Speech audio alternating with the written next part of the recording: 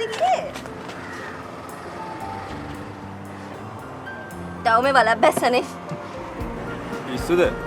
පොඩි හාමුදුරන්ගේ වැඩකට ආවා. කොහෙද ගියේ? Beauty culture. කිතුල්ස්. අමුතු කට් කපලා වගේ. දැන්නේ දැක්කේ. මොකදනේ ඔයගොල්ලෝ බය වෙලා වගේ ඉන්නේ?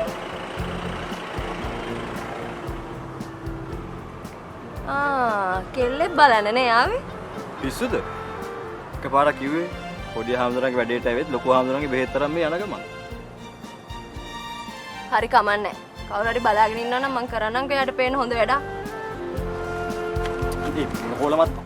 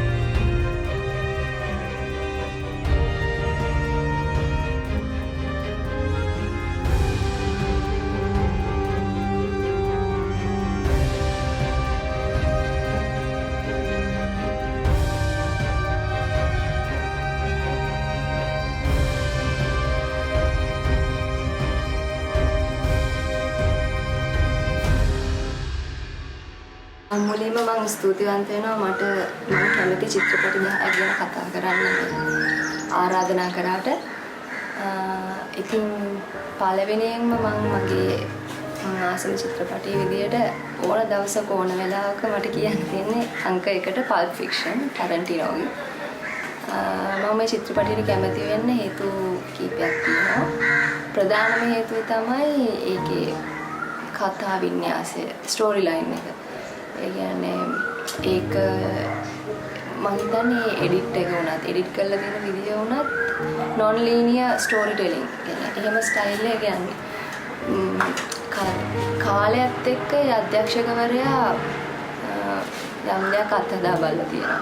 දෙයක් උත්සාහ කරලා තියෙනවා. අපිට යම් අදහසක් කියන්න. ඉතින් ඒක තමයි මම ඒ චිත්‍රපටයට කැමති වෙන්න ප්‍රධානම හේතුව. මොකද උදාහරණයක් විදියට ගත්තොත් මේකේ ප්‍රධාන චරිතයක් කියන වින්සන් කතාවේ හැටියට වින්සන් ජීවතුන් අතර නැහැ. නමුත් චිත්‍රපටය ඉවර වෙනකොට වින්සන් තාම ජීවතුන් අතර.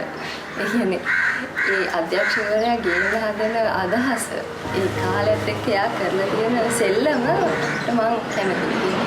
ඒක ප්‍රධානම හේතුවක් මේ චිත්‍රපටයට කැමති වෙන්න. ඒ වගේම තවත් ප්‍රධාන හේතුවක් තමයි ඒ සෙටින් එක. පල්ප් ෆික්ෂන් චිත්‍රපටය ඇතුලේ තියෙන ස්ටයිල් එක. ඒකේ තියෙන පාටවල්, ෆ්‍රේම්ස්, එතකොට ඇඳුම්, චරිත ඇඳලා ඉන්න ඇඳුම්, ඒගොල්ලෝ පාවිච්චි කරන වාහන.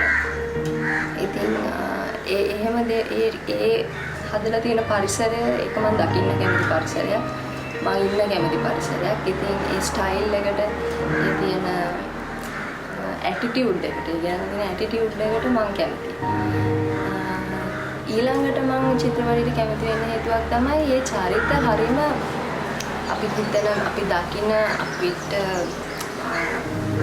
අපි දන්න නිකන් තාම හොඳ දෙවිවරු වගේ චරිත නෙමෙයි. ඒගොල්ලෝ දුර්වලතා තියෙන මනුෂ්‍ය චරිත. හැබැයි ඒගොල්ලෝ මිනිමරුව හරි එහෙම දේවල් වුණාට ඒගොල්ලෝ මිනිමරුව කියලා අපි හිතන මිනිමරුවක් නෙමෙයි. හරි ලස්සනට ඇඳලා ඉන්න. දෙයක් ගැන හිතන්න පුළුවන්, තර්ක කරන්න පුළුවන්. ඒ වගේම දේවල් විග්‍රහ කරගන්න පුළුවන්, හොඳ මනසක් තියෙන එහෙම මිනිස්සු. හොඳ ආත්මයක් තියෙන මිනිස්සු. ඉතින් එහෙම චරිත ගෙනල්ලා තියෙන විදිය, නළු නිලියනේ චරිත රංගපාන විදිය. ඒක තවත් ප්‍රධාන හේතුවක් මම පල්ප් ෆික්ෂන් චිත්‍රපටයට කැමති වෙන්න. තව එක හේතුවක් තමයි චිත්‍රපටයේ කතා කරන මේ චිත්‍රපටයෙන් ගේන අහම්බය කියන එක. දැන් අහම්බය කියන එක කොච්චර මිනිහෙක්ව හොඳ කරන්න බලපානවද කියන එක. ඒක කියන්නේ මෝරල්ස් කියන එක. අපේ සාර ධර්ම කියන දේ කොච්චර අහම්බයක්ද කියන. කියන්නේ අහම්බු විදියට කෙනෙක් තමන් මෙච්චර කල් දැන් ඒකේ ප්‍රධාන චරිතයක් වෙන ජූල්ස් එයා මෙච්චර කල් තමන් කියපු එක බයිබල් වාක්‍යයක් එකපාරට එයා තේරුම් ගන්නව නෑ මේකේ තියෙන වෙන අදහසක් කියලා. ඒ කියන්නේ එයා එතුවක් කල් ගත කරපු ජීවිතේ යමක් අඩුයි කියලා එයා තේරුම් ගන්නවා එයාට සිද්ධ වෙන අහමු සිදුවීමක. එයා තේරුම් ගන්නවා මොකද්ද මට මෙච්චර කල් අහු වෙච්ච නැති දේ කියලා. එයා කල්පනා කරන්න පටන් ගන්නවා. ඊට පස්සේ එයා හැමදාම කියපු වචන ටිකට එයාට වෙන අර්ථයක් ලැබෙනවා. ඒ වගේ ඉතින් එහෙම ඒ කොටස් මට මේ චිත්‍රපටය අමතක කරන්න බැරි මට්ටමකට ගෙනල්ලා තියෙනවා. ඔය වගේ ගන්න හින්දා පල්ප් ෆික්ෂන් තමයි මම ආස පළවෙනි චිත්‍රපටය නොයනස්ව සදාකාලිකව මම පල්ප් ෆික්ෂන් චිත්‍රපටයට හැමදාම කැමතියි. Of evil men. And I will strike down upon thee with great vengeance and furious anger those who attempt to poison and destroy my brothers.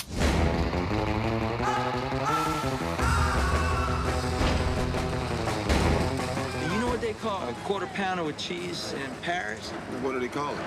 Royale with cheese. Royale with cheese.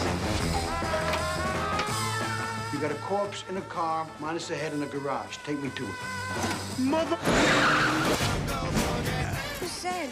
Sid's dead, baby. Sid's dead. I love you, Pumpkin. I love you, honey bunny. Everybody be cool, this is a robbery! What's Fonzie like? Cool. Correcto mundo. And that's what we're gonna be. We're gonna be cool.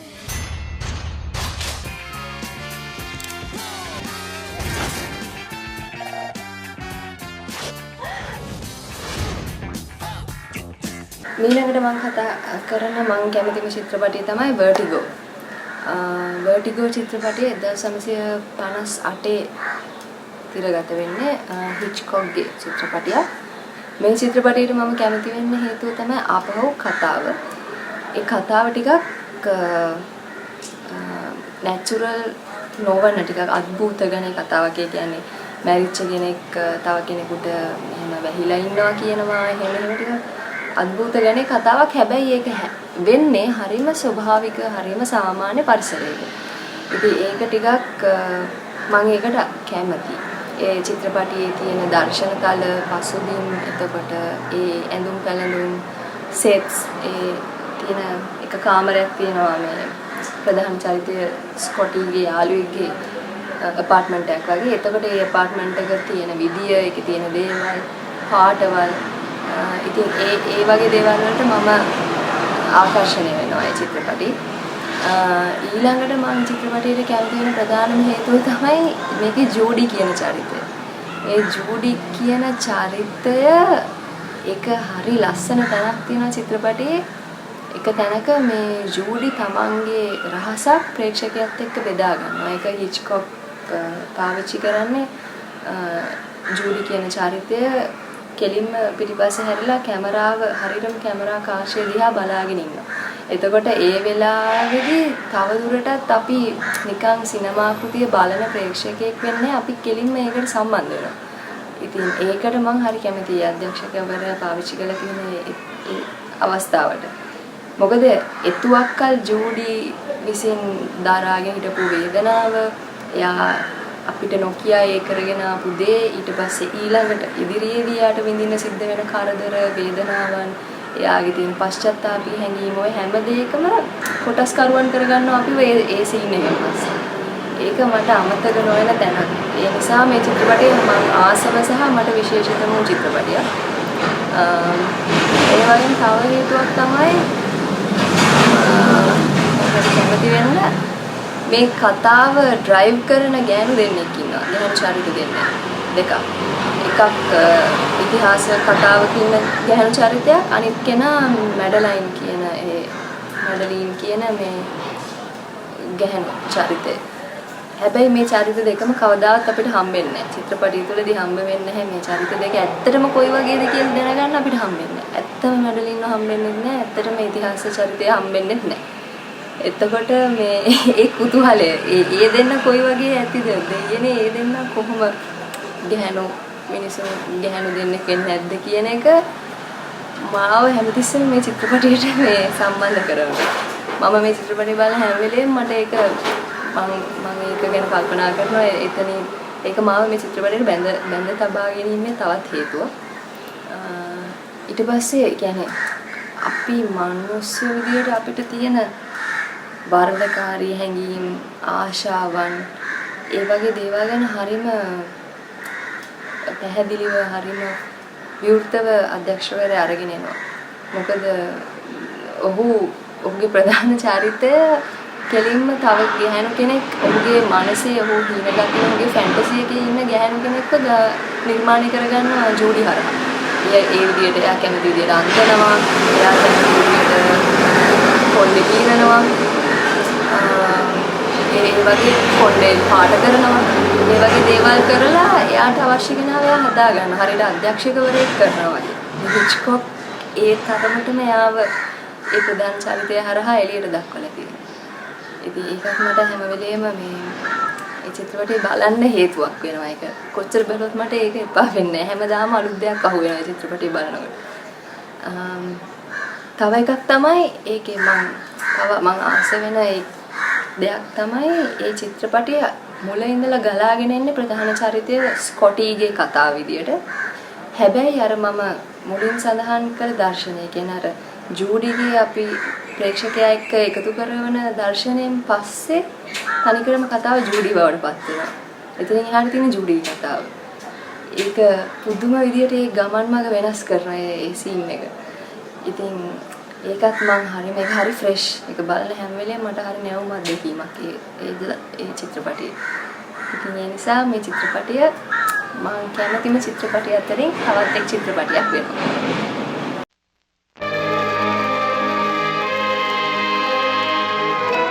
Vertigo, a feeling of dizziness, a swimming in the head. Figuratively, a state in which all things seem to be engulfed in a whirlpool of terror, as created by Alfred Hitchcock in the story that gives new meaning to the word suspense.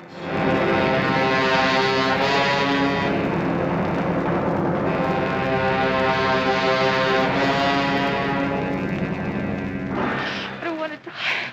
There's someone inside me. She says I must die. Scotty, don't let me go. A beautiful girl haunted by the desperate, unexplainable urge to destroy herself. A man possessed by the paralyzing vertigo that made him afraid of high places. Easy now. Oh, no.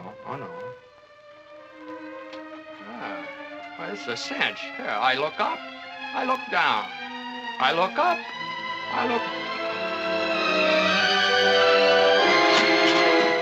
What was the strange attraction that brought these two together in spite of the dark forces that tore them apart? The specter from the past that drew her to the ancient headstone in the mission graveyard. The compulsion that drove her relentlessly to the point of no return. The story of a love so powerful it broke down all barriers between past and present, between life and death, between the golden girl in the dark tower and the tawdry redhead that he tried to remake in her image. If I let you change me, will that do it? If I do what you tell me, will you love me? Yes. All right, then I'll do it.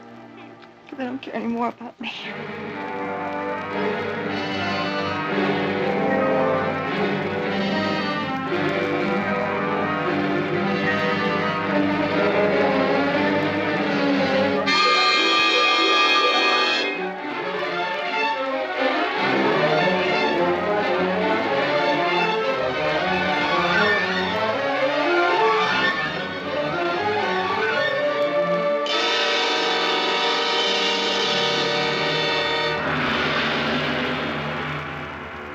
මම කතා කරන්න තෝරගන්න චිත්‍රපටය තමයි මම කැමතිම චිත්‍රපටි අතරින් කැසබ්ලංකා චිත්‍රපටය.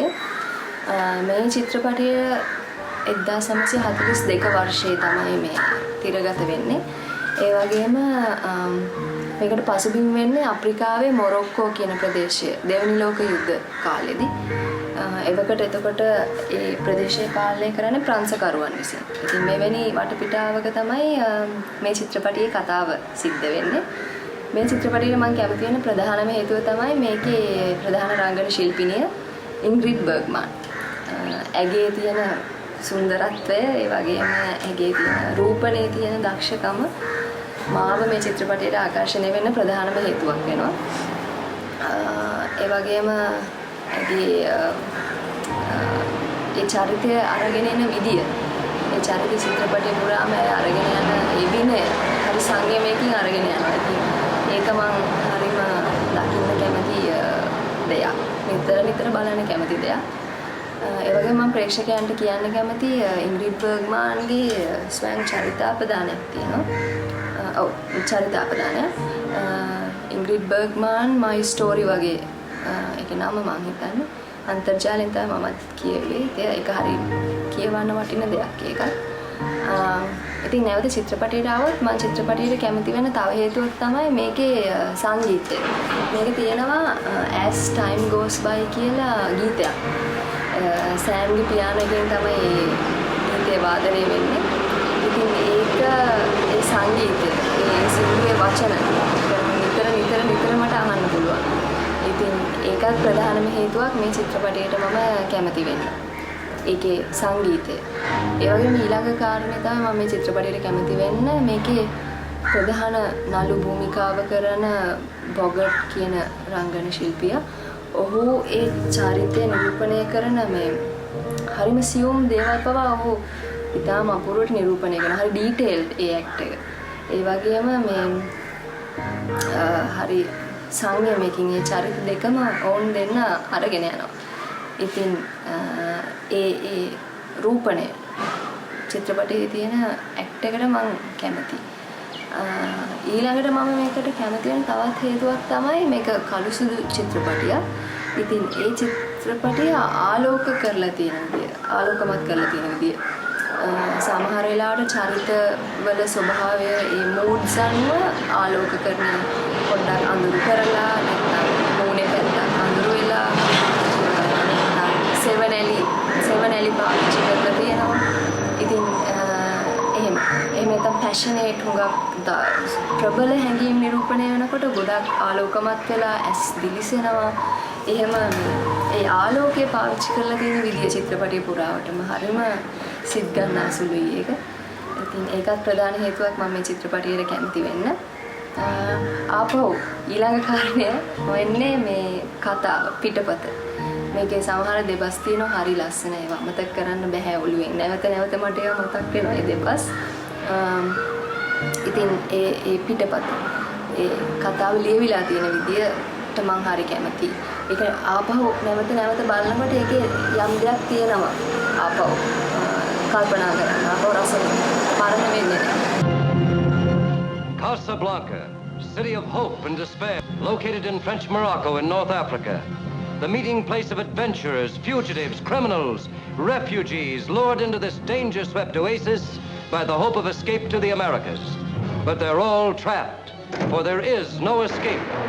Against this fascinating background is woven the story of an imperishable love and the enthralling saga of 6 desperate people, each in Casablanca to keep an appointment with destiny. I was willing to shoot Captain Reno, and I'm willing to shoot you. All right, Major, you asked for it.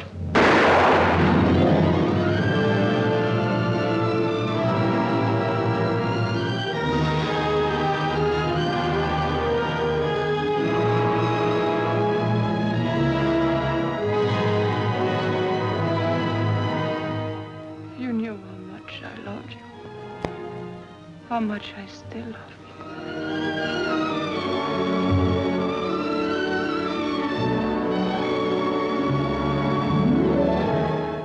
I know a good deal more about you than you suspect. I know, for instance, that you're in love with a woman. It's perhaps a strange circumstance that we both should love the same woman.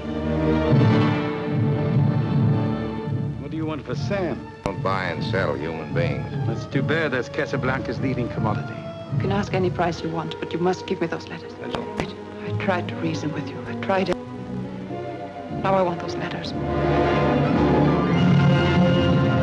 ඊළඟට මම කැමතිම චිත්‍රපටයේ විදියට මම තෝරගත්තේ Bicycle Thieves. 1948 වර්ෂයේ තමයි මේක තිරගත වෙන්නේ. මේකේ පරිසරය ඇත්තටම පශ්චාත් යුද වාතාවරණයක් තියෙන රෝමය.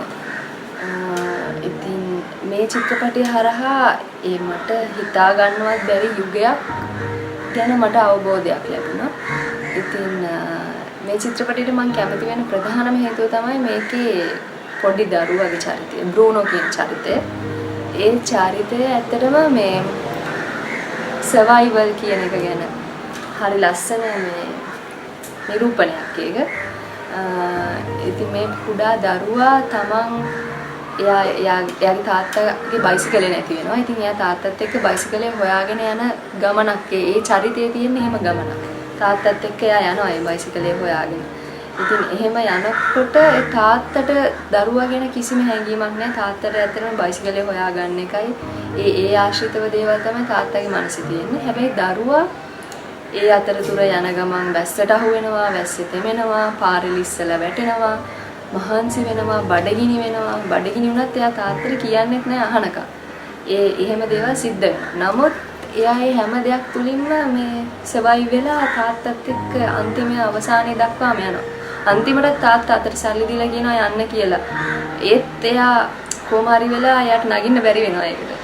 මේ බස් එකට. එතකොට එයා ආපහු නවතිනවා. එයා එහෙම සර්වයිව් වෙලා ඇවිල්ලා අන්තිමට එයා තමන්ගේ තාත්තගේ ගැලුම්කාරයා බවට පත් වෙනවා. තාත්තා ඒ ගමන පුරාවටම අඩුම තරමේ දරුවගේ අතින්වත් අල්ලන්නේ. නමුත් අන්තිමේදී තාත්තා අපහසුතාවයට පත් වෙලා තාත්තට මේ හවුහරණක් හම්බෙන්න ඕන මොහොතේදී බ්‍රූනෝ තමයි තාත්තගේ අතින් අල්ලගෙන එයාගේ ගැලුම්කාරයා විදියට ඉන්නේ.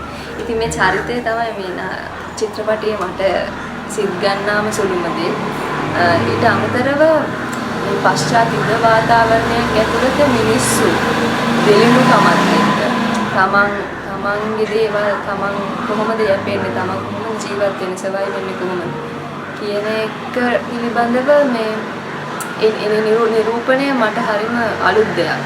මට ඒක හැමදාමත් ඒක ඒ චිත්‍රපටය බලනකොට මට ඒ මනුෂ්‍යත්වය කියන දේ ආයෙත් නැවතත් ඊගෙන හිතන්න පෙළඹෙනවා. එතකොට ඒ වගේම ඒක ඇතුලේ ආදරය, මිත්‍රත්වය, ඇදහිලි, තමන් විශ්වාස කරපු දේවල් එවැනි වාතාවරණයක් තුළ ඒක පවතින්නේ කොහොමද කියන එක. එතකොට මිනිස්සුන්ට තියෙන ඒ කියන්නේ දැන් ඒ කාලය වෙනකොට චිත්‍රපටි නිෂ්පාදනය කරන්න බැරි තත්වයකට පත් වෙනවා. ඒ කියන්නේ සිනමා හල් හරි මොන හරි ස්ටුඩියෝස් කියන ඒවා විනාශ වෙලා ගිහිල්ලා ඇක්ටර්ස්ලා නැහැ. ඉතින් එහෙම වාතාවරණයක ඇත්තටම එහෙම වැඩ කරන පීඩිතයේ දෙලිඳු ජනතාව අතර තමයි මේ වගේ චිත්‍රපටි රූගත කිරීම සිද්ධ කරලා තියෙන්නේ. ඉතින් එහෙම හිතනකොට දැන් අලු නිලියන් එහෙම තත්ත්වයන් වලට ගිහිල්ලා ඒ නිරූපණය කරන එක ඇත්තටම බලන් ඉන්න හරි ලස්සනයි.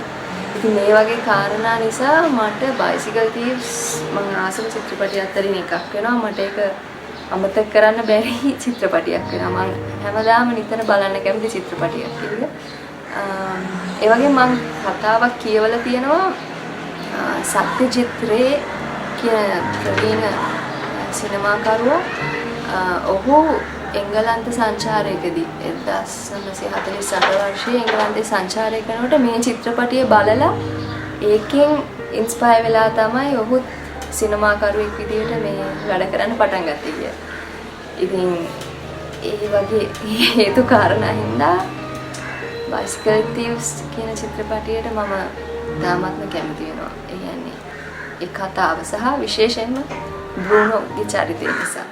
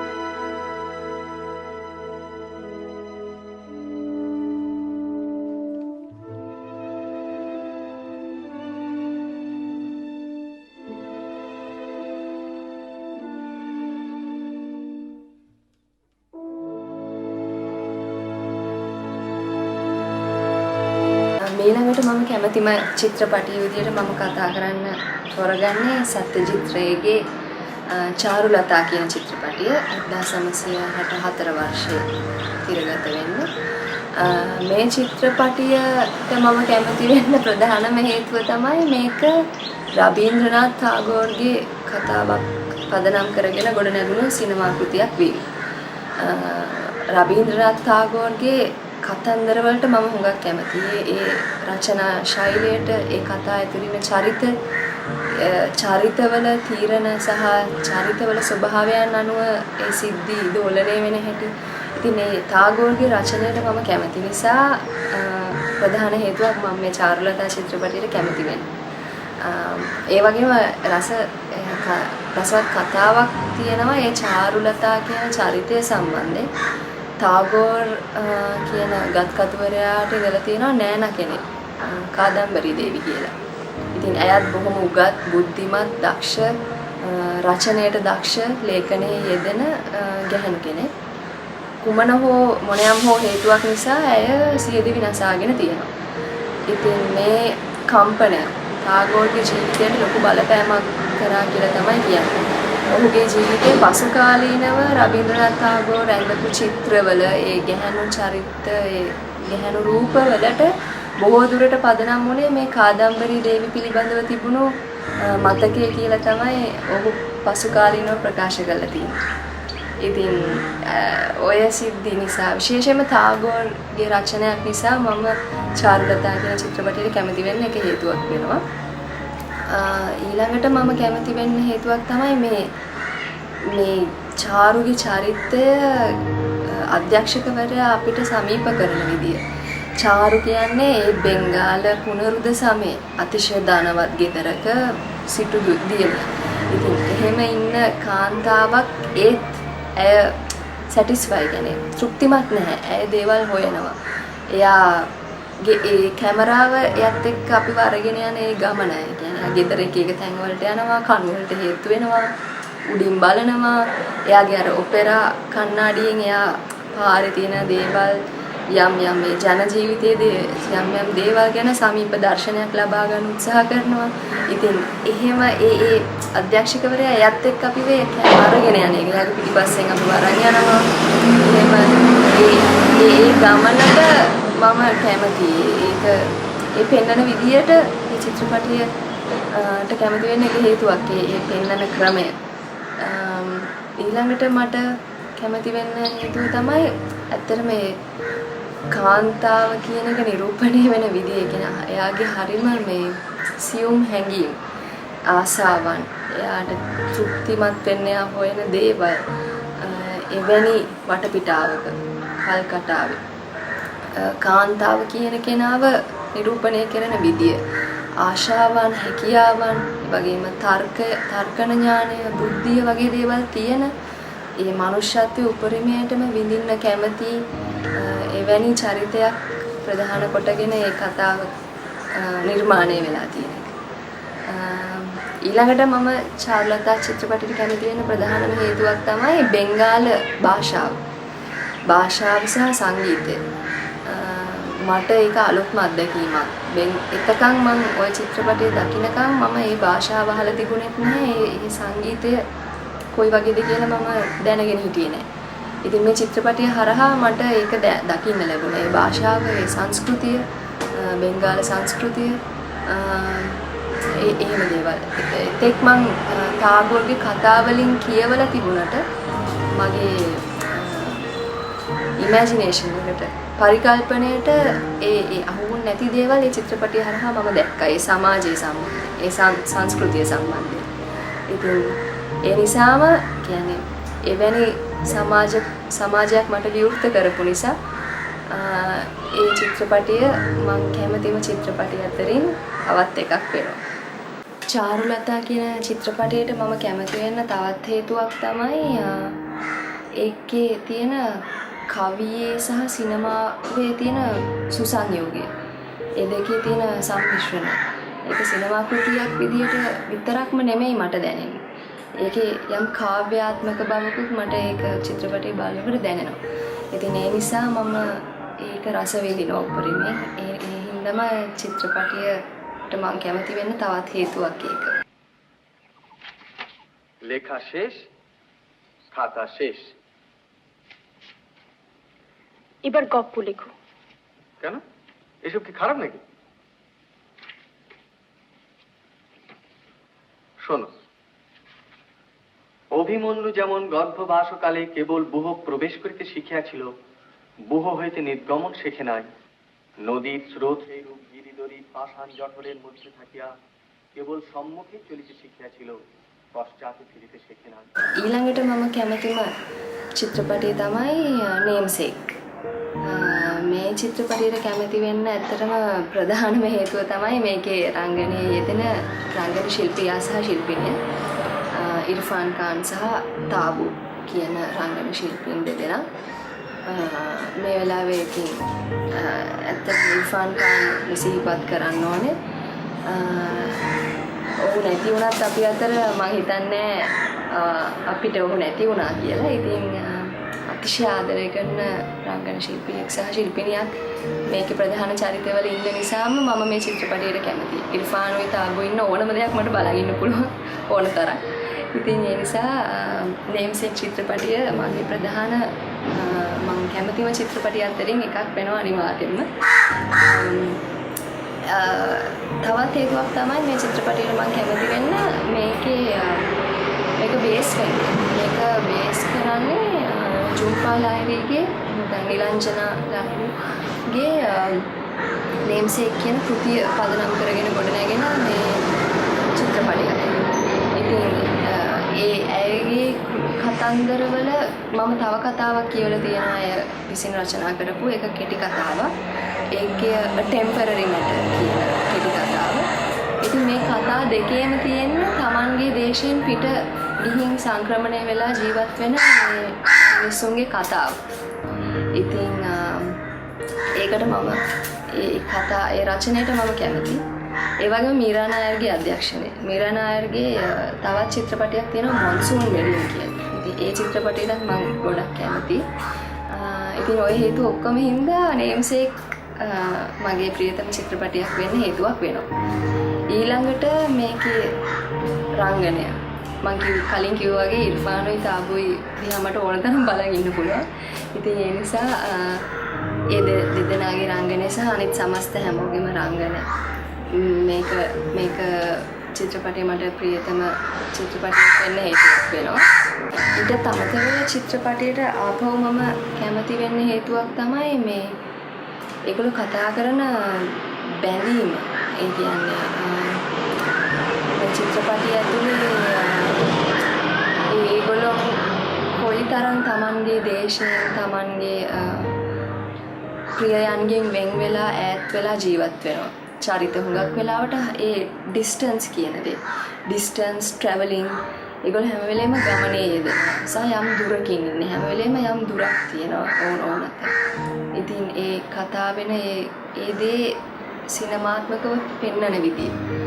ඒ වගේම මේ චරිත නිකන් වුණ හරි සරලයි. ඒ කියන්නේ දැන් ඒ තාබු ඉර්ෆාන් ගත්තත් ඔවුන්ගේ ආදරය හරි සරලයි. ඒගොල්ලන්ගේ ජීවන පැවැත්ම හරිම එකම දේ එකම ඒකාකාරී හරිම ඕඩිනරි ජීවිතයක් තියෙන. හැබැයි ඒ ඕඩිනරි ජීවිතය ගත කරන්නේ හරිම සංකීර්ණ සිතුවිලි තියෙන මිනිස්සු. ඒගොල්ලෝ හරිම ඒක සිතුවිලි ධාරාව හරි සංකීර්ණයි. ඉතින් ඒක මම හිතන්නේ හරි පුදුමයක්. මේ චිත්‍රපටියට මාව බැඳලා තියාගන්න. තවත් හේතුවක් විදියට මේකේ දර්ශන කල ඒ වගේ අරගෙන සංස්කෘතිකමය ලක්ෂණ, බෙන්ගාලි සංස්කෘතිමය ලක්ෂණ, එතකොට ඒ ඔවුන් තමන්ගේ සංස්කෘතියත් ඒ වගේම අනිත් මොඩර්නිටි කියන ඒ දෙක අතරතුර ඔවුන් දෝලණය වෙන එක. ඒක බලාගෙන ඉන්න හරි අපූර්වයි. ඒ වගේ කාරණා නිසා ඇත්තටම නේම්සේක් චිත්‍රපටයට මම ඉතාම කැමතියි. දවසේ ඕන වෙලාවක ජීවිතේ ඕන දවසක මම බලන චිත්‍රපටයක් තමයි නේම්සේක් චිත්‍රපටය. So I'm 2 inches away from her. Her luscious lips part. Just as I'm about to kiss her, she looks at me and she says, What's your name? Gogol Ganguly. End of seduction 101.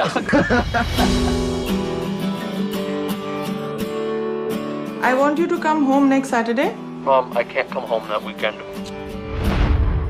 Mom.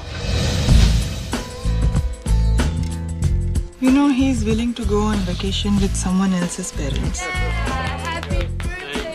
But not to see his own. Besides, what kind of a girl is called Max? Huh? Maybe it's a boy. There's some things you should know. No kissing. No holding hands. I once had a girlfriend who went to India, came back thin as a rail. How old were you when you moved to America? I was actually born in New York. I'm from here. I've been thinking I'd like to change my name. Can you imagine Gogol on a resume or a business card? Do as you wish. Don't your parents want you to marry a nice Indian girl? I don't care what they want. This is what I want. I wanted to tell you something. It is about your name. It was 1974. That's when it happened. Do I remind you of that night? You remind me of everything that followed. Every day since then has been a gift.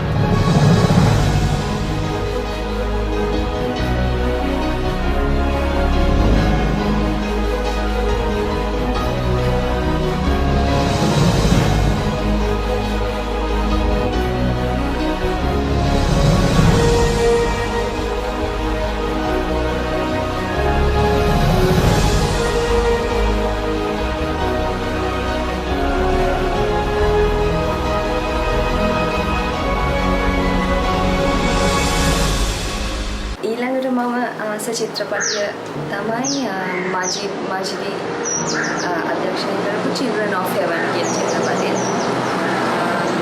මේ චිත්‍රපටය මම ආසම චිත්‍රපටය වෙන්න ඒ වගේම මට ටිකක් සුවිශේෂී චිත්‍රපටයක්. මොකද මේ චිත්‍රපටය හරහා මට සම්පූර්ණ ලෝකයක් විවෘත වුණා. එතෙක් මම දැනගෙන හිටියේ නෑ ඉරාන සිනමාවක් ගැන.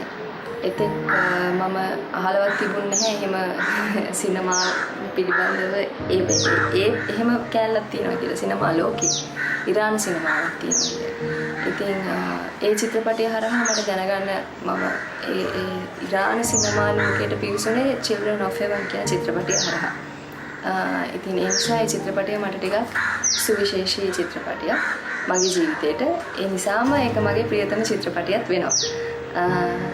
ඊළඟට මම Children of Heaven චිත්‍රපටයට කැමති වෙන්න තවත් හේතුවක් තමයි ඒ චිත්‍රපටයේ දරුවන්ව නිරූපණය කරන විදිහ, ළමයින්ව නිරූපණය කරන විදිහ. ඒ කියන්නේ ඒ යුගයේ 97 වගේ වර්ෂයේ දරුවෝ ළමයි විදිහටමයි ඒ චිත්‍රපටයෙන් අපිට දකින්න හම්බෙන්නේ. ළමයින්ගේ දෘෂ්ටි කෝණය ඒ point of view එකෙන් තමයි අපිට ඒ කතාව පේන්නේ හුඟක් වෙලාවට. වෙන පුහු වීරත්වයක්වත් පුහු නිකම් පුරතල් කිරීමක්වත් එහෙම දේවල් අඩංගු කරලා නැහැ දරුවන්ට. දරුවා ඉන්න ස්වභාවයම දරුවන්ගේ තියෙන ඇත්ත ස්වභාවය සිනමාත්මකව මේ ඒක කැප්චර් කරගෙන තියෙනවා. ඉතින් ඒක මම හිතන්නේ මට හරිම නැවුම්. ඒ දරුවන්ව නිරූපණය කරලා තියෙන විදිය මට හරිම අලුත් අත්දැකීමක් වුණා. ඒක නරඹන්නේ. ඒ වගේම ඒ ඉරාන සංස්කෘතිය කල්චර් ටෙහෙරාන් වල ඒ ස්වභාවයන් ඒ මිනිස්සු ජීවත් වෙන විදිය ඒගොල්ලෝගේ කස්ටම්ස් ඒගොල්ලෝගේ එක රිචුවල්ස් එක දර්ශනයක් තියෙනවා. ඒ පවුල අලීගේ තාත්තා අලී සහ සාරා කියන කුඩා දරුවන් දෙදෙනාගේ තාත්තා මේ මොස්ක් එකට ගෙනියන්නේ මේ සීනි කියන්නේ තනි රස දෙයක් කෑමක් සකස් කරමින් ඉන්නවා. ඉතින් එහෙම දෙයක් ගැන මම දැනගෙන හිටියේ නෑ. ඉතින් ඒ සිනමා කෘතිය හරහා ඒ සංස්කෘතියේ තියෙන විවිධ දේවල් ඒගොල්ලන්ගේ පුරුදු හැසිරීම් රටා ගැන පොඩි අවබෝධයකුත් ලැබුණා. ඒ සංස්කෘතියට මාව යොමු කෙරෙව්වා වගේ වුණා ඒ චිත්‍රපටය හරහා. ඒ වගේම තවත් හේතුවක් තමයි මම මේ චිත්‍රපටයට කැමති වෙන්නේ මේ ඒකේ ඒ ගනුදෙනුව කතා බහ ඒ කියන්නේ ඒ දෙන්නගේ අයියාගේ නංගිගේ තියෙන මේ සම්බන්ධය ඒ දෙන්න අතර තියෙන අවංකකම ඒ කියන්නේ අයියා අතින් නංගිගේ සෙරෙප්පු දෙක නැති වෙනවා. හැබැයි මේ එයා ඒක වහන්නෙත් නෑ. එයා ඇත්ත කියනවා නංගිට. අම්මටයි තාත්තටයි කියන්නේ. ඉතින් ඒ දෙන්නගේ තියෙන ඒ ලම්බැදිකම. ඉතින් ඒක සිනමා කෘතියක් කරහා ඒ පෙන්නන නැවුම්කම ඒ පෙන්නන බොරුව ආටෝප ඇතුළත් කරලා නැතුව දරුවන්ගේ විදිහට ඒ පෙන්නන විදිහට මම ඉතාම කැමතියි. ඉතින් ඒක තමයි මම හිතන්නේ ප්‍රධානම හේතුව. සාය අධ්‍යක්ෂකවරයා වඳුරගන්න ලැබෙන්නේ මට මේ චිත්‍රපටය හරහා. ඊට පස්සේ තමයි ඔහුගේ අනිත් නිර්මාණ මොනවද කියලා මම හොයන්න පෙළඹුණේ. ඒ වගේම ඉරාන සිනමාව, ඉරානයේ තියෙන අනිත් සිනමා කෘති මොනවද කියලා හොයන්න පෙළඹුණේ ඒ හරහා. ඊට පස්සේ තමයි ඉරාන් චිත්‍රපටි ප්‍රදර්ශනය නෝර බලන්න යනවා. එහෙම ඒ ආසාව ඇති වුණේ Children of Heaven කියන චිත්‍රපටය හරහා. මම නොදන්න විශාල ලෝකයක් මට දොරක් විවෘත කරලා දීපු චිත්‍රපටියක් නිසා Children of Heaven චිත්‍රපටිය මම ප්‍රිය කරන චිත්‍රපටි අතරින් එකක් වෙනවා.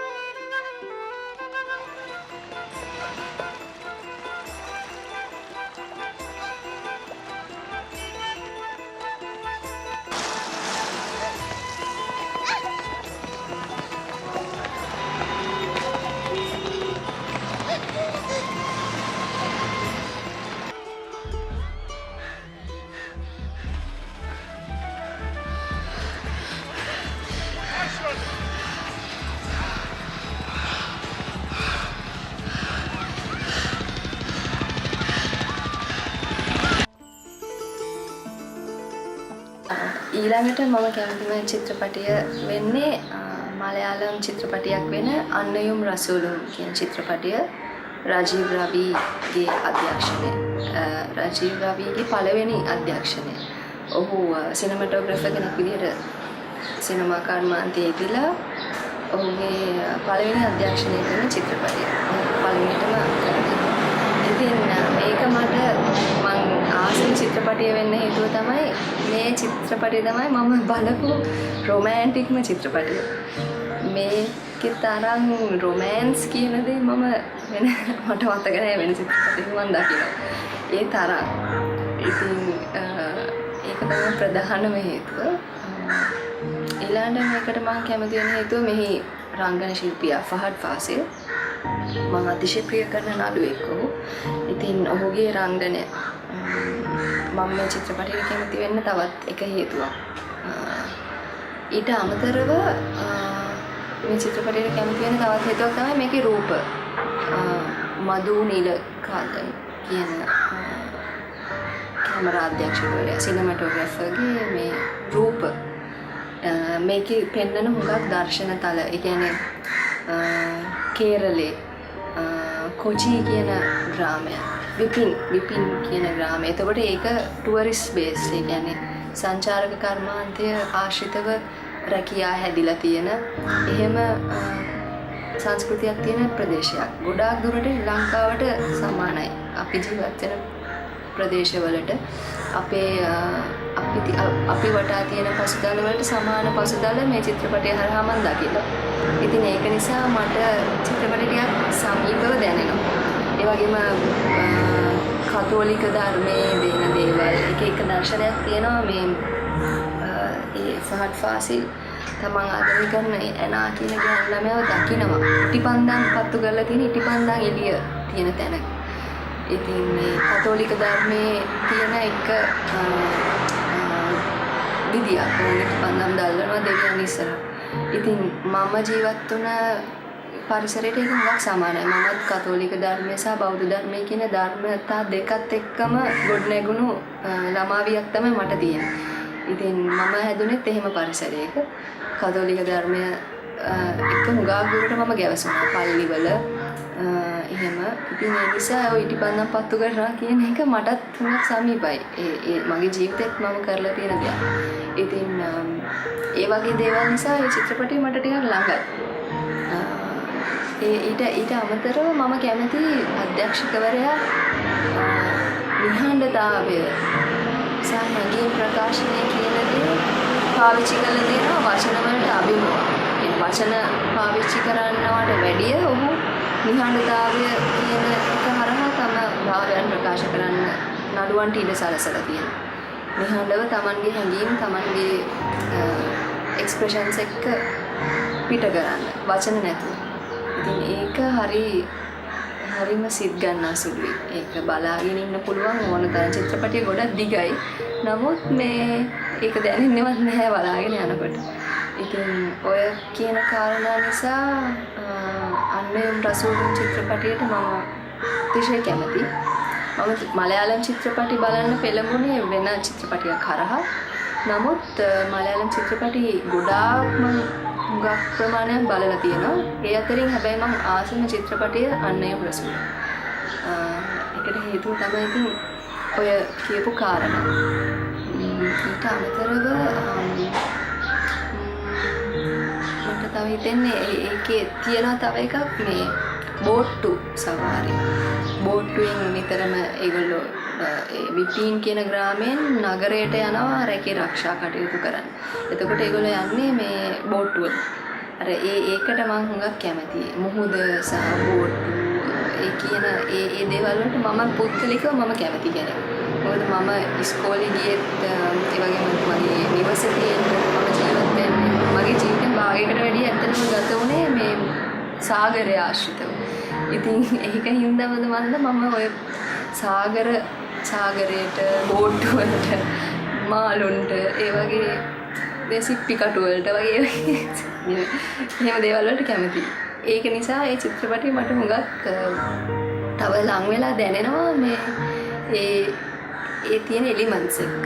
ඒ බෝට්ටු ඒකත් එක්ක ඉතින් එහෙම කාරණා. අන්වයම් රසූලුන් චිත්‍රපටයට මම කැමති වෙන තවත් ප්‍රධාන හේතුවක් තමයි එහි සංගීතය. කේ විසින් සිදු කරලා තියෙන සංගීතය. ඒ සින්දු විශේෂයෙන්ම අන්තිම සින්දු.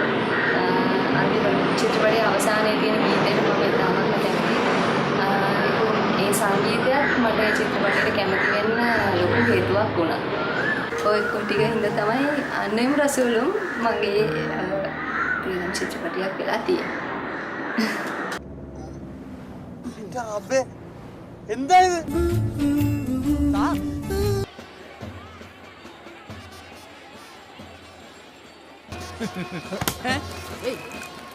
എന്റെ പൊന്നിക്ക ഞാൻ നിങ്ങളെ പ്രേമിച്ചത് നിങ്ങൾ മുസ്ലിം ആയതുകൊണ്ടാണോ? പ്രേമത്തിന് ജാതി മതമൊന്നുമില്ല. നീ പ്രേമിച്ചോടാ മുത്തേ. നടക്കൂല. ഞാൻ ക്രിസ്ത്യാനിയാ. ഞാൻ മുസ്ലിമാണെന്ന് എന്റെ കുഴപ്പമാണ്.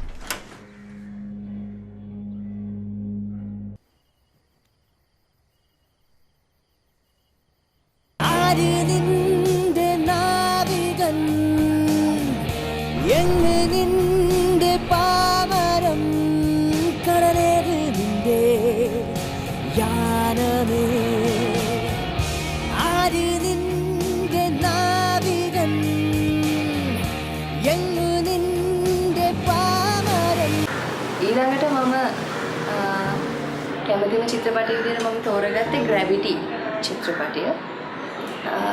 මේකේ ප්‍රධාන චරිතය සැන්ඩ්‍රා බුලොක් විසින් නිරූපණය කරනවා. ඒකට මම කැමති වෙන්න හේතුව ඇත්තටම මේ චිත්‍රපටය මම ඇත්තට මේක නිතරම බලන චිත්‍රපටියක්. මේ ජීවිතේ ගොඩාක් සතුටු අවස්ථාවල ලොකු ජයග්‍රහණ ලබන අවස්ථාවලත් මම මේ චිත්‍රපටිය බලනවා. ඒ වගේම දුක හිතෙන පරාජිත දුක්ඛිත අවස්ථාවන් වලදීත් මම මගේ ජීවිතේ මේ චිත්‍රපටිය බලනවා. ඉතින් මේ අවස්ථා දෙකේදීම මට මේ චිත්‍රපටිය තාම ලොකු ආශාවයක් අරගෙන එනවා. ඉතින් ඒක තවත් මම මේකට කැමති වෙන හේතුවක් තමයි මේකේ මේ සර්වයිවල් කියන concept එක. ඒක ඇඟ කිලිපොලා යන ආකාරයට මේ මට දනවනවා මේ චිත්‍රපටිය හරහා. ඒ වගේම මේ රයන්ගේ මේ චිත්‍රපටියේ ස්පේස් කියන එක පාවිච්චි කරලා තියෙනවා. ස්පේස් කියන එක රූපකයක්. ඒ රූපකේ පාවිච්චි කරලා තියෙනවා. එයාගේ ඇතුළාන්ත ඒ ප්‍රධාන චරිතයේ ඇතුළාන්ත ස්පේස් එක සහ එළිය ස්පේස් එක ගැන අපිට මේ විවරණයක් දෙන්න. ඒ රයන් කියන චරිතයත් Tamanගේ පුද්ගලික ඛේදවාචකයක් එක්ක යම් ගමනක යමින් ඉන්න චරිතයක්. එතකොට එයා මෙහෙම ඒ ස්පේස් එකට ආවම එතකොට කියන්නේ ඒ හැමදේම සිද්ධ වෙන පෘථිවිය දිහා එයාට වෙන දෘෂ්ටි කෝණයක් ලැබෙනවා. ඒත් එයා ඒ සම්බන්ධකම් ඒ තමන්ට දැනුණු ඒ හැඟීම් ඒ හැම දෙයකම වටිනාකම එයාට තවදුරටත් තහවුරු වෙනවා ඒ ස්පේස් එකේ. ඉතින් අර ඒ දැනෙන හැඟීම් වචනයට නගන්න අමාරුයි ඇත්තට. ඉතින් ඒ හැඟීමට තමයි මම මේ චිත්‍රපටයට කැමති. දැන් මට දැනවන හැඟීමට. ඒ වගේම මේ චිත්‍රපටය බලන හැම වෙලාවකම මට තරහා ගන්න බැරි තරම් ස්වභාව ධර්මයේ කෙරෙහි තාම ආදරයක් වගේම හරි ග්‍රැටිටියුඩ් එකක් කෘතවේදී හැඟීමක් ඇති වෙනවා මට මේ ස්වභාව ධර්මයේ ගැන. මාව උසුලගෙන ඉන්න භූමිය පොළව මට ඉන්න හැම ජීවියෙක්ම ඒ කියන්නේ කුඩා ජීවියාගේ ඉඳලා මනුෂ්‍යයා දක්වාම ඉන්න ජීවීන් පරිසරය ගස්කොළන් දියදාරාවන් සාගරය මේ හැම දෙය ගැනම හිතට දරා ගන්න බැරි තරම් ආදරයක් සහ කෘතවේදී හැඟීමක් මට දැනෙනවා මේ චිත්‍රපටයේ නරඹන හැම වෙලේම. ඉතින් ඒක ඇත්තටම වචනෙන් විස්තර කරන්න අමාරුයි. සහ මනුෂ්‍යත්වය කියන එක අපි මොන තරම් කියන්නේ ස්පේස් එකේ ඉඳලා පටන් ගත්තාම කියන්නේ ස්පේස් එක කියන්නේ හරි අමාරු තැනක්. මේ ග්‍රාහක එනවා, උල්කා වර්ෂා එනවා, ඉරෙන් ප්‍රහාර එනවා. ඉතින් මේ හැම දෙයක් එක්කම අපි පොඩි මේ පෘථිවිය මේ චූටි එක සර්වයිව් වෙනවා. ඒතර ඒක ඇතුළින් අපි කොච්චර දේවල් වලට මුහුණ දෙමින් අපි සර්වයිව් වෙනවද? සමාජයක් විදියට, ඒක යුනිට් එකක් විදියට. ඒ වගේම මේ මොහොත ගත්තාම අපි මනුෂ්‍යයන් විදියට යම් තර්ජනයකට ලක් වෙලා ඉන්න මොහොතක්. මනුෂ්‍ය සංහතියක් විදියට. ඉතින් යම් ජීවින් කොට්ටාශයක් විදියට අපි යම් තර්ජනයකට මුහුණ දීලා ඉන්න මොහොතක්. ඉතින් මේ වෙලෙත් මට ඒ චිත්‍රපටිය ඊටාම ඊටාම හොඳ උත්ප්‍රේරකයක්. ඒ වගේම මට අතින පරිසරය සම්බන්ධයෙන් මට නැවත හිතන්න මොකද්ද මම මේ ගැන කරන්න ඕනේ කියන එක. කියන්නේ මම සර්වයිව් වෙන එක අතරතුර අනිත් කෙනාගේ අනිත් ජීවීන්ගේ සර්වයිවල් එකට මට මොනවාද මම මොකද්ද කරන්නේ කියන එක සම්බන්ධයෙන් මට නැවත හිතන්න මාව පොළඹවන චිත්‍රපටයක්. දැන් කියන්නේ අපි කොච්චර අපි අහස දිහා බලන අපි එහෙම හීනමවනවා. නමුත් එතනට ගියාම අපිට අපි හිටපු ඒ භූමිය සම්බන්ධයෙන් දැනෙන හැඟීම අර ස්පේස් එකේ ඉඳලා අන්තිමට සැන්ඩ්‍රා බුලොක් රයන් කියන චරිතය පොළවට ඇවිල්ලා කකුල් දෙක තියලා නැගිටින ඒ දර්ශනය ඇත්තටම මේක හරිම වචනෙන් කියන අමාරු හැඟීමක් ඇති කරනවා මන් තුළ.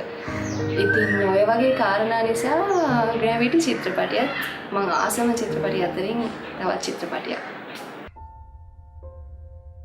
What? The sunrise.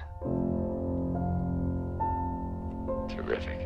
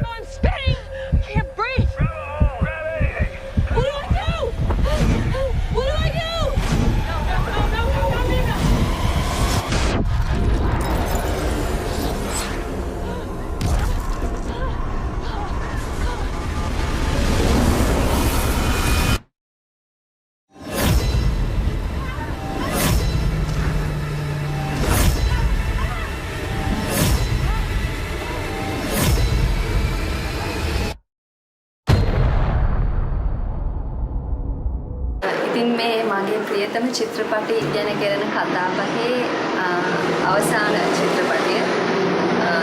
අන්තිමටම මම කැමති චිත්‍රපටිය විදියට මම තෝරගත්තේ පාරදිගේ චිත්‍රපටය. ඒ චිත්‍රපටිය ඇතන ප්‍රවීණ අධ්‍යක්ෂක ධර්මසේන පතිරාජයන් විසින් අධ්‍යක්ෂණය කරපු චිත්‍රපටය. ඉතින් මේකට මම කැමති වෙන්න ඇත්තටම හේතු කීපයක් තියෙනවා. එකක් මට හම්බුණා මම මේ ඒකේ පිටපතක් කියෙව්වා වෙනම අජිත් තිලකසේන විසින් රචනා කරන ලද පිටපත. ඉතින් පිටපත ඇතුළෙත් ඒකේ යම් වෙන ආකර්ෂණයක් තියෙනවා ඒක කියවනකොට කෘතියක් විදියට. චිත්‍රපටිය බලනකොට ඒක නිතර බලන්න පුළුවන් චිත්‍රපටියක් නෙමෙයි. යම් අවස්ථා කීපයක මට ඒක පුළුල් තිරේ දකින්න හම්බුණා. ඉතින් ඒ බලපු අවස්ථාවක තමයි මේ චිත්‍රපටිය කෙරෙහි මම හුඟක්ම නැඹුරු. ඉතින් මේ චිත්‍රපටිය මට සමීප වෙන්න ප්‍රධානම හේතුව තමයි මේකේ කතානායකයා චන්දරේගේ චරිතය. ඇත්තටම දැන් මගේ ජීවිතය ගත්තොත් මගේ තාත්තත් ග්‍රාමීය පරිසරයක හැදිලා වැඩිලා කොළඹට සංක්‍රමණය වුණ පුද්ගලෙක්. ඉතින් මම ඔහුගේ ජීවිත කාලය ඇතුළේ ඒ චන්දරේගේ ස්වභාවය දැක්කා ඇත්තටම. මේ කොළඹ ඇතුලේ මමත් පොඩි කාලේ ඉඳලා හැදුනේ කොළඹ කොටුව ආශ්‍රිතව. ඉතින් ඒ තියෙන තදබදය ඒ තියෙන කොළඹ ඇතුලේ කියන්නේ අවුරුදු ගානකට කලින් වුණත් මගේ පියා ගත කරපු ජීවිතයට හුඟක් සමානයි ඒ චන්දරේගේ ජීවිතය. ඒ චන්දරේ තරුණ අවදියේදී තමයි මගේ පියාත් තරුණ යුගය ගත කරේ. ඉතින් ඔහුත් ගමකින් කොළඹට ඇවිල්ලා රස්සාවක් කරන ගමන් මේ කොළඹ තියෙන දේවල් වලට එකතු වෙන්න හදනවා, ඒවට ගැලපෙන්න හදනවා. එතකොට තමන්ගේ ආදරණීයයන්ගෙන්, තමන්ගේ සමීපතමයන්ගෙන් දුරස්තයි. දැන් කොළඹදී හැමදේම ගොඩනගා ගන්න සිද්ධ වෙනවා. ඉතින් මම මගේ තාත්තා තුලින් මේ හැමදේම ඒ චරිතයේ ස්වභාවයන් දැකලා තියෙනවා. ඒ වැඩ කරන්න යන විදිය, එතකොට ඒ තියෙන ගැටීම, ඝට්ටනය, මනසින් තියෙන ඒ ඝට්ටනය, සමහර විට ඒ චරිත ස්වභාවයන්, ඒ ගති ලක්ෂණ කොළඹදී හරියන්නේ නැහැ. කොළඹදී එහෙම ජීවත් වෙන්න බෑ. එතකොට යාට වෙන විදියක් හොයන්න වෙනවා. එහෙම අර චන්දරේ අහනවනේ දැන් චිත්‍රපටි ඉවර වෙන්නේ චන්දරේ අපි කොහෙද යන්නේ කියලා අහන තැනින්. ඉතින් ඇත්තටම මේ මිස්ප්ලේස් වීම, ඒ අතරමං වීම, ඒ වකට තිබුණු මේ තරුණයන් අතර තිබුණු මේ අතරමං වීම. ඉතින් ඒක මට හරි සමීප දෙයක්. මගේ ගෙදර ඇතුලේ මගේ පියාගේ ජීවිතය තුළින් මම ඒක එයාගේ දැක්කා. එයාගේ ජීවිත කාලෙදීම මම ඒක දැක්කා. ඉතින් ඒ නිසා මේ චිත්‍රපටය මට හරිම දැනෙනවා. ඒ වගේම තව එකක් තමයි අර මේ ධනවාදී සංකල්ප ඇතුලේ වුන් සූරා කැමට ලක්වීම. ඉතින් ඒක මම හිතන්නේ අඩුවෙටි වශයෙන් අපි තාමත් මුණ දෙනවා. ඉතින් මට ඒ චිත්‍රපටය ඇතුලේ ලොකු සමාජ කතිකාවතක් තියෙනවා. මගේ මනස පුද්ගලෙක් විදියට මට දේවල් හුඟක් විග්‍රහ කරගන්න උදව් වුණ උපකාරීම චිත්‍රපටියක්. මගේ ගේ ඇතුළෙන්දිම ඒ චරිත මට මුණ ගැහෙනකොට මට තව තවත් ඒක මේ විග්‍රහ කරගන්න ඉඩකඩ ලැබුණා ඒ චිත්‍රපටිය හරහා. ඉතින් සිංහල සිනමාවේ මම ආස චිත්‍රපටි හුඟක් තියෙනවා. ඒ අතරින් පාරදිගේ තමයි අංක 1ටම තියෙන්නේ. ඊළඟට මම ඇත්තටම මේ පුරහඳ කළුවර ඒ වගේම තව ඒ වගේ චිත්‍රපට කීපයක් තියෙනවා. ප්‍රසන්න විතානගේ මහත්මයාගේ චිත්‍රපට කීපයකටත් මම කැමතියි. නමුත් පාරදිගේ චිත්‍රපටය තමයි මම ආසම මම ප්‍රිය කරනම සිංහල සිනමාවේ චිත්‍රපටිය. ඒ විශේෂයෙන් මම කැමති ඒ චරිතය සහ ඒ සිද්ධ වෙන කතාව සිද්ධ වෙන මේ බෑග්ග්‍රවුන්ඩ් එක පසුබිමට. ඒක මට හුඟක් සමීප නිසා.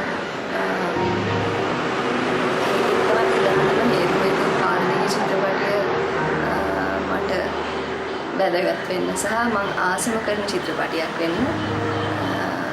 මම කැමතියි ඒ වගේ ඒ චිත්‍රපටි නැවත අපිට දකින්න පුළුවන් වෙන විදිහට වැඩපිළිවෙලක් හැදෙනවා.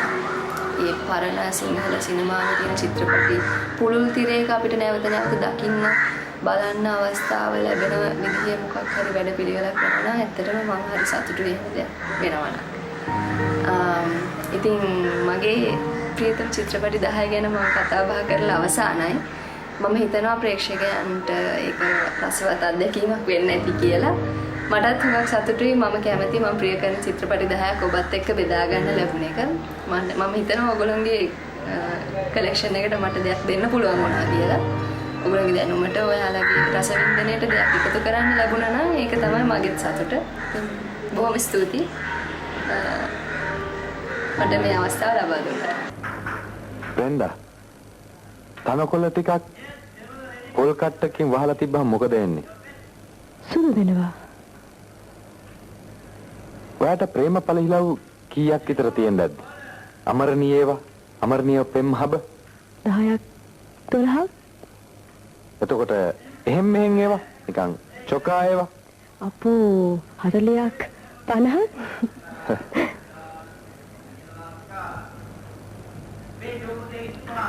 එතකොට අමරණීය 10යි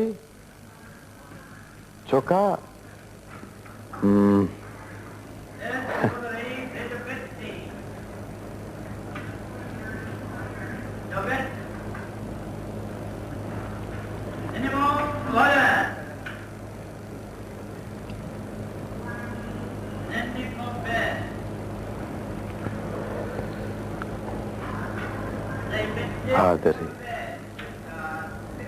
ඊළඟට තමන් කැමති චිත්‍රපටි 10ක් ගැන කතා කරන්න මම ආරාධනා කරනවා ශාම් අයියට, සමනලි අක්කටත්, සුලෝචන අක්කට. මම කැමති ඒ තුන්දෙනාගේ ප්‍රියතම චිත්‍රපටි 10 කොයි වගේද කියලා දැනගන්න.